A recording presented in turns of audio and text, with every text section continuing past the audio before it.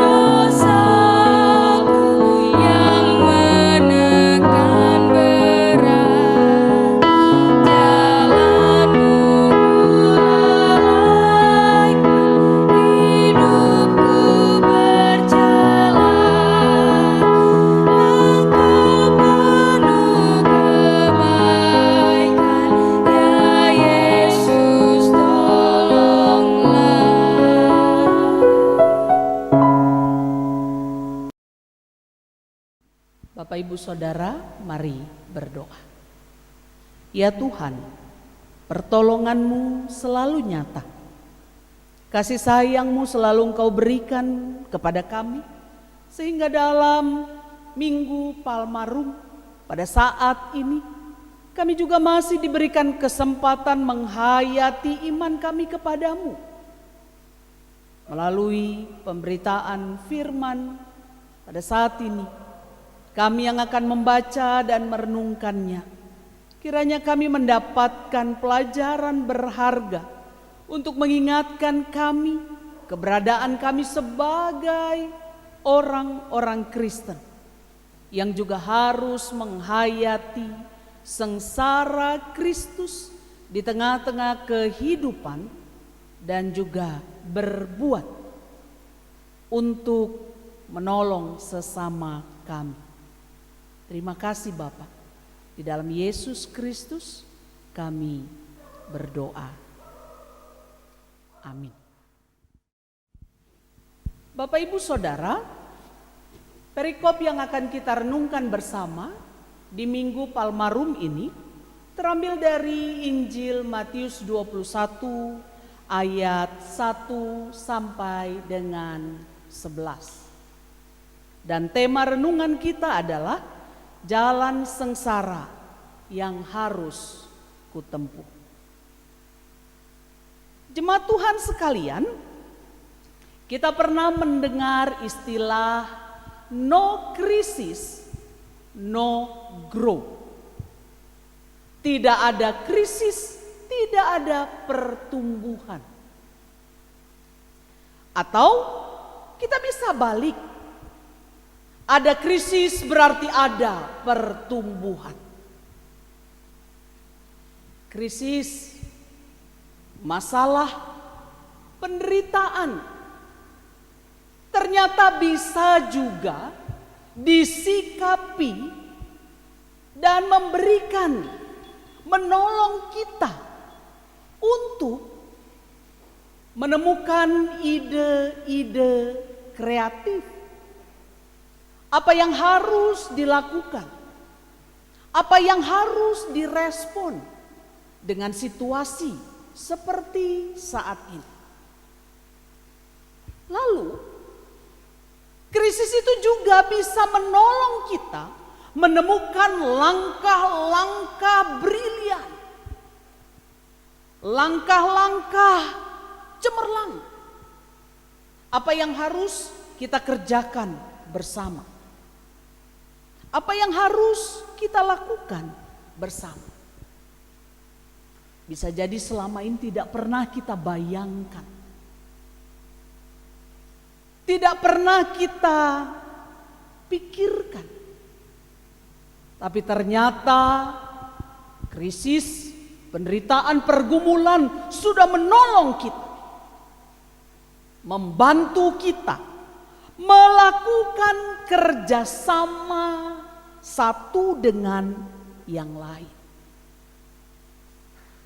Situasi COVID-19 ini, ibu bapak, saudara, ada begitu banyak hati yang terketuk oleh kasih Tuhan, yang kemudian mau tergerak untuk menolong. Rasa kepedulian itu muncul untuk membantu orang-orang yang mengalami kesulitan. Ada begitu banyak relawan-relawan yang mau memberikan hati mereka untuk menolong kehidupan ini supaya kembali baik. Mari kita ambil contoh.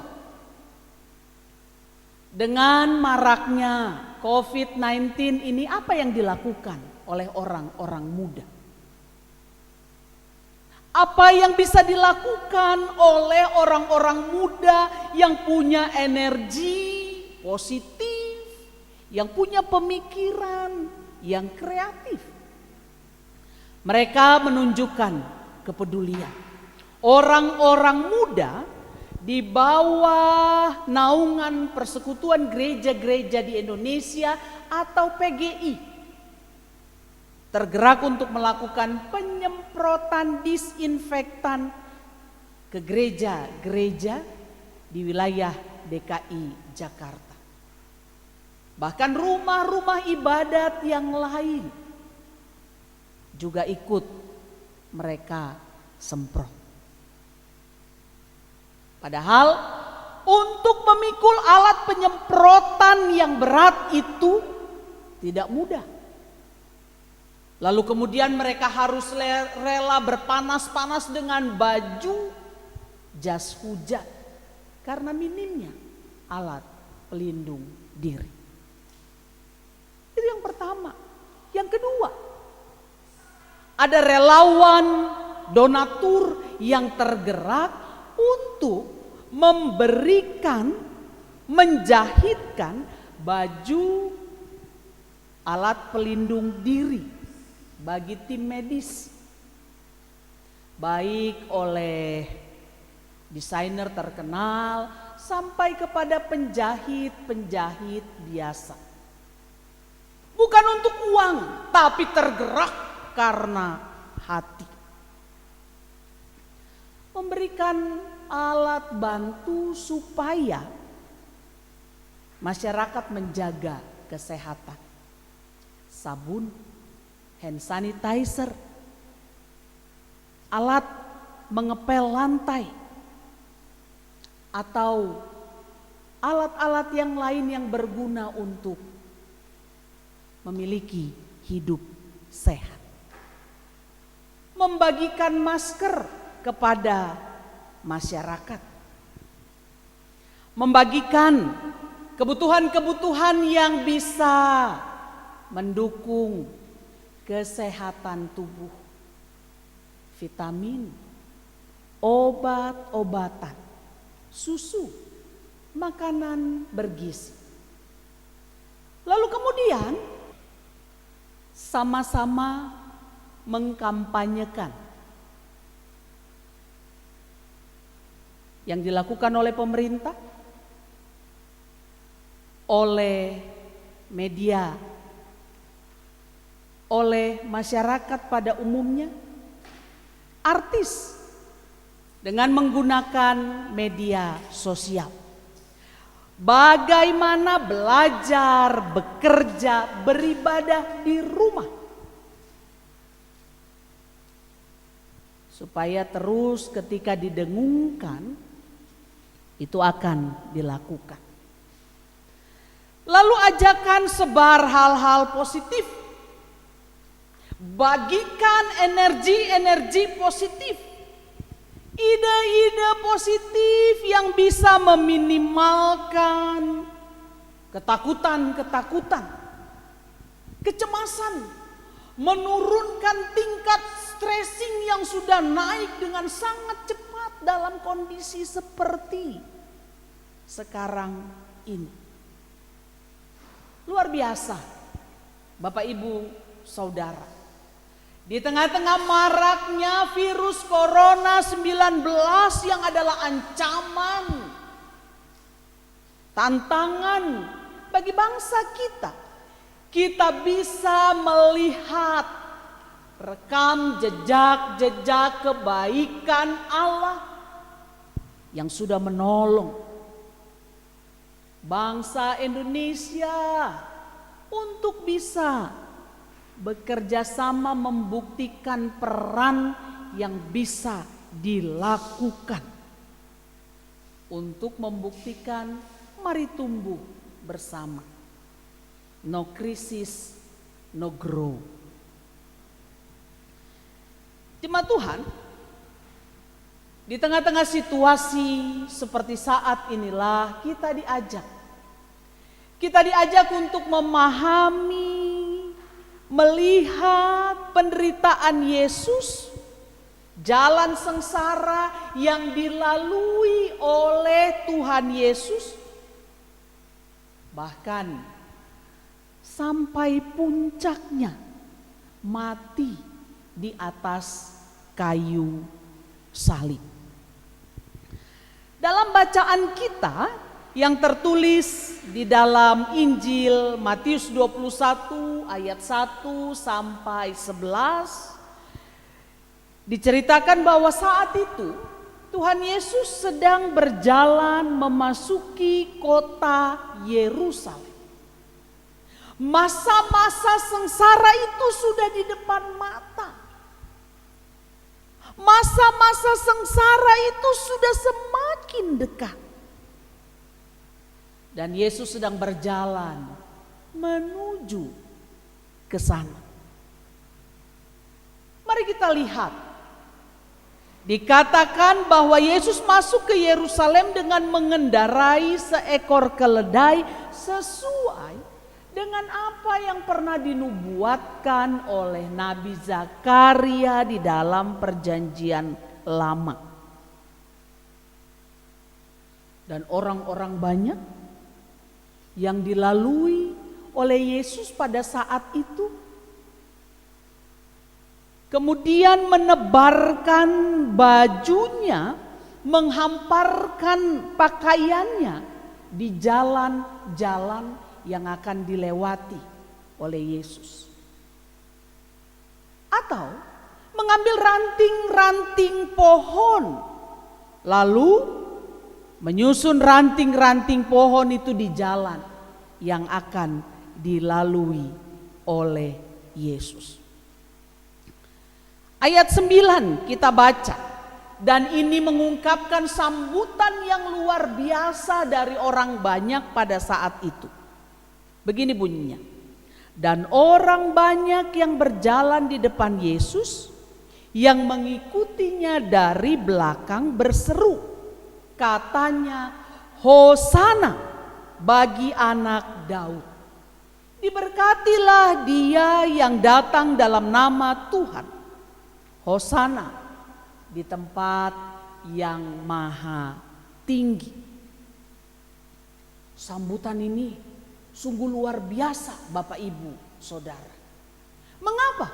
Karena orang banyak pada saat itu sudah begitu yakin bahwa Yesus adalah pahlawan yang akan membebaskan mereka dari penjajahan Romawi. Kebebasan itu akan segera terwujud. Ini sisi dari Minggu Palmarum. Ada sukacita. Ada sambutan yang luar biasa. ada kegembiraan yang diungkapkan oleh orang-orang pada saat itu. Tapi Bapak Ibu Saudara, sambutan itu tidak lama. Sambutan itu hanya sebentar, karena kemudian Yesus harus menjalani penderitaan, kesengsaraan yang begitu pahit. Orang-orang yang tadinya menyambut dengan sukacita, yang tadinya bergembira mengeluh-elukan Dia,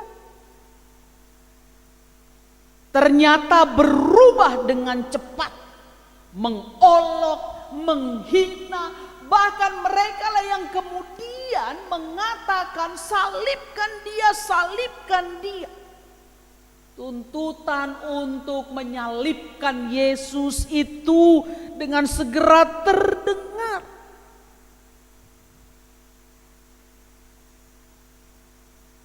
Ada kesengsaraan, ada duka cita, ada penolakan.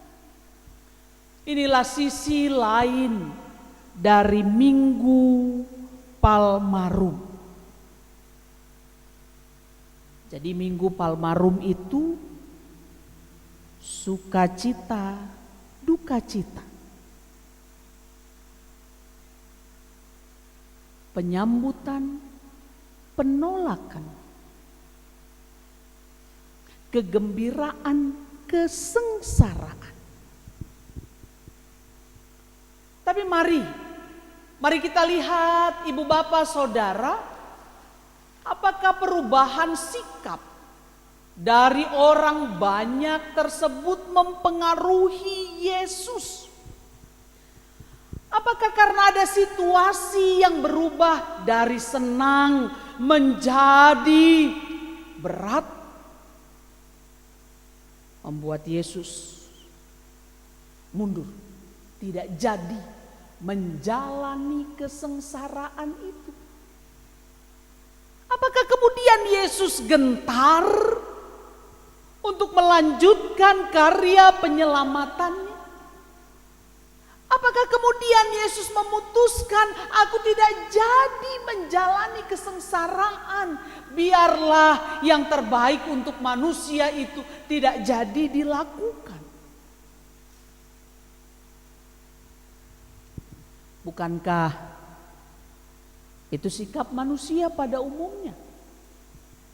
Siapa sih yang mau menanggung penderitaan? Siapa sih yang mau menghadapi tantangan? Jangan ada hambatan itu, jangan ada tantangan itu, jangan ada jalan yang sulit itu. Itu kan yang akan dilakukan oleh manusia pada umumnya. Tapi Yesus membuktikan Ia siap maju. Ia tetap punya komitmen menjalani tantangan yang berat di dalam kehidupannya itu, dan Dia tidak mundur. Berani maju untuk menjalani penderitaan itu.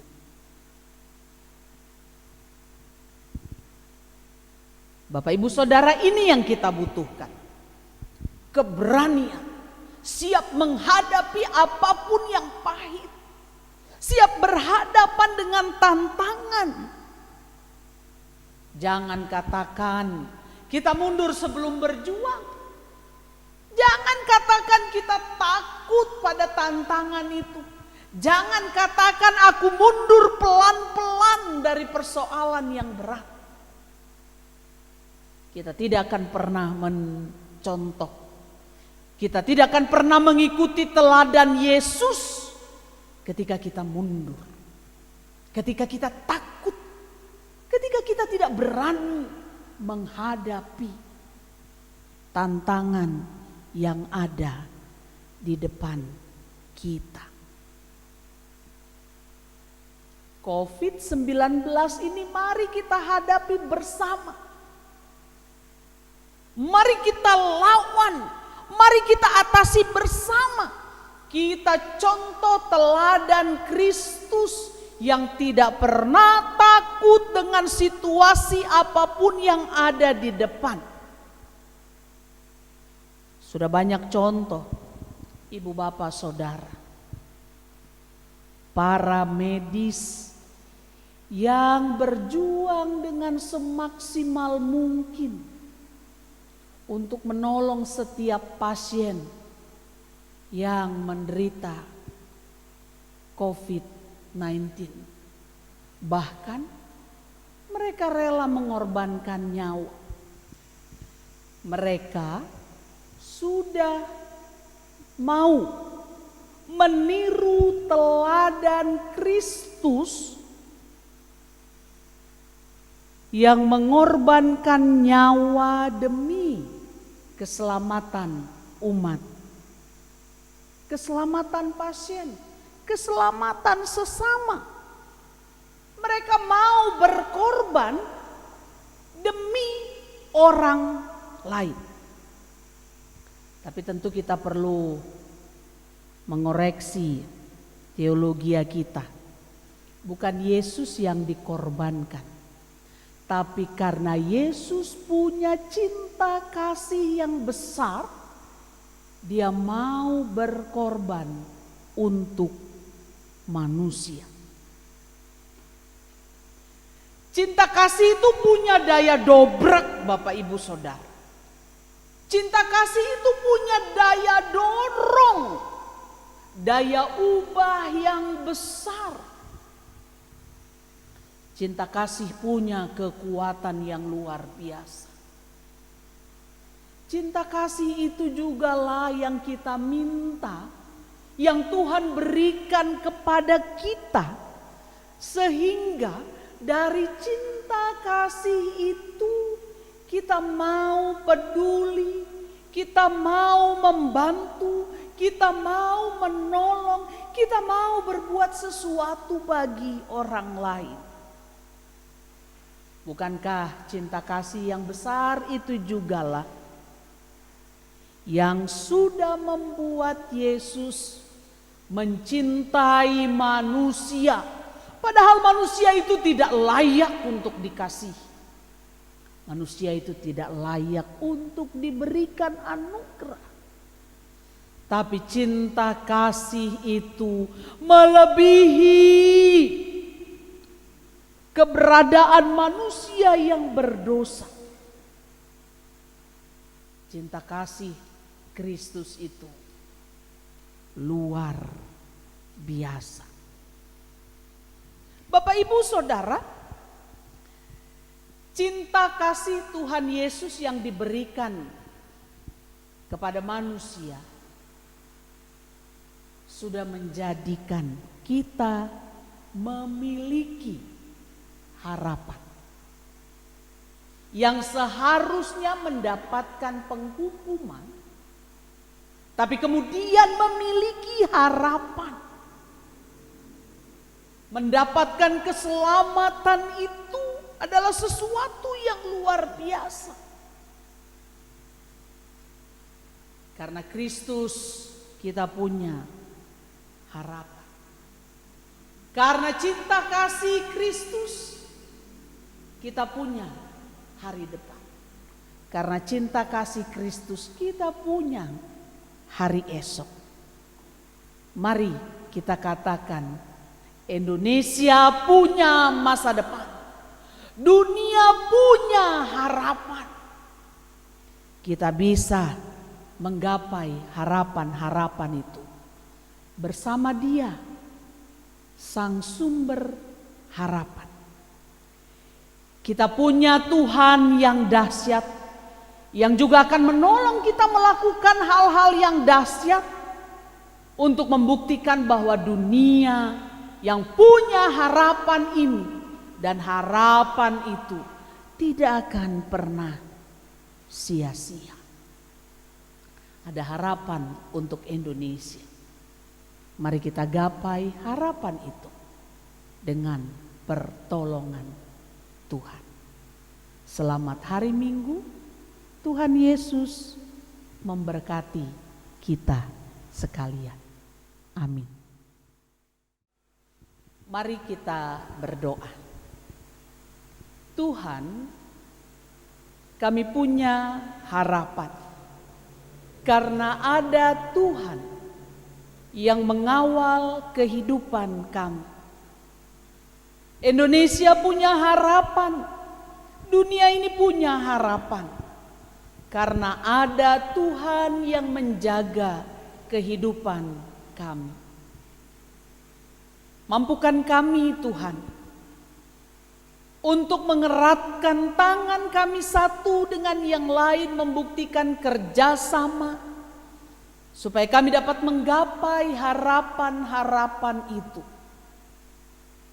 Kami mendoakan, ya Bapa, setiap upaya yang dilakukan oleh pemerintah bangsa Indonesia, oleh tim medis, oleh masyarakat Indonesia pada umumnya, supaya kami menjadi tim solid, kami yang bekerja bersama-sama untuk menggapai masa depan Indonesia yang lebih baik.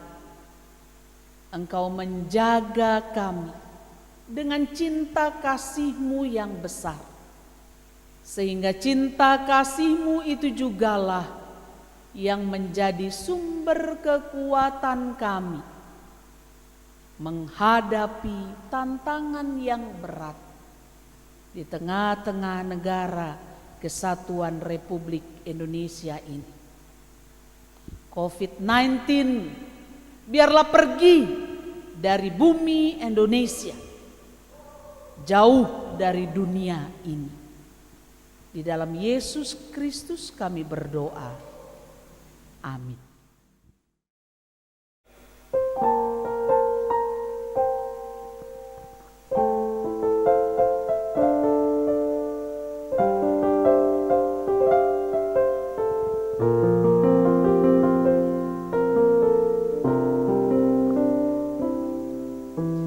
Syukur untuk setiap rencana-Mu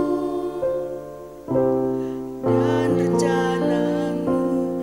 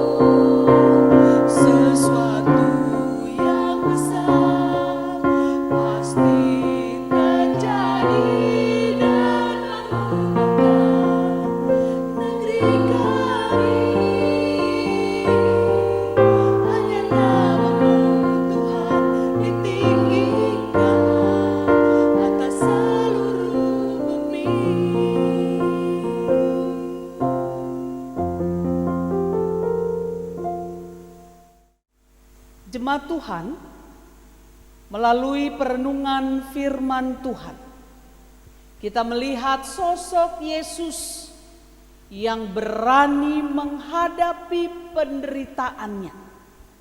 Kita punya teladan yang besar dari Kristus yang bersedia menjalani penderitaan. Mari bergandengan tangan untuk menghadapi berbagai masalah yang ada di tengah-tengah kehidupan kita. Jangan mundur, tapi maju terus. Dengan pertolongan Kristus kita bisa. Terimalah berkat Tuhan.